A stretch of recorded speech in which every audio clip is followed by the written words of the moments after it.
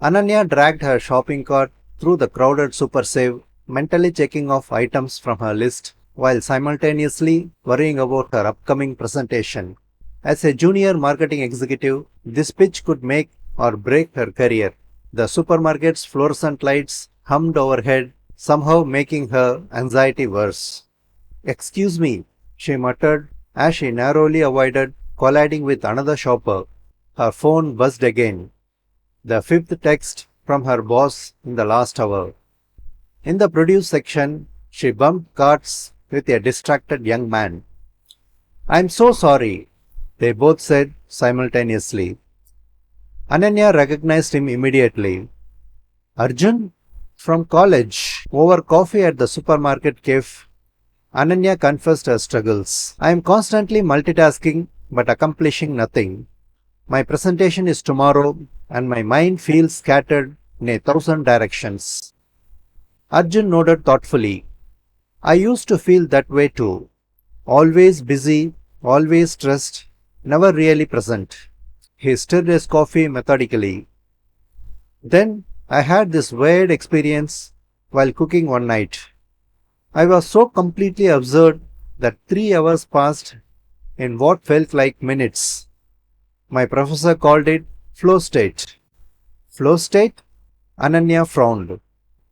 It's this psychological concept where you are completely immersed in what you are doing, fully engaged, focused, and enjoying the process. Time distorts, self consciousness disappears. Ananya sighed. Sounds nice, but my brain doesn't work that way. I'm always thinking about what's next, what could go wrong. That's exactly the problem, Arjun said. When you're constantly worrying about outcomes, you can't enter flow. You need the right balance between challenge and skill. Something difficult enough to engage you, but not so hard it frustrates you. Later that evening, Ananya stared at her presentation slides. Remembering Arjun's advice, she took a deep breath and decided to try something different.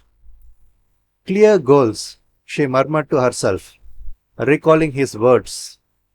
Immediate feedback, focus on the process, not the outcome.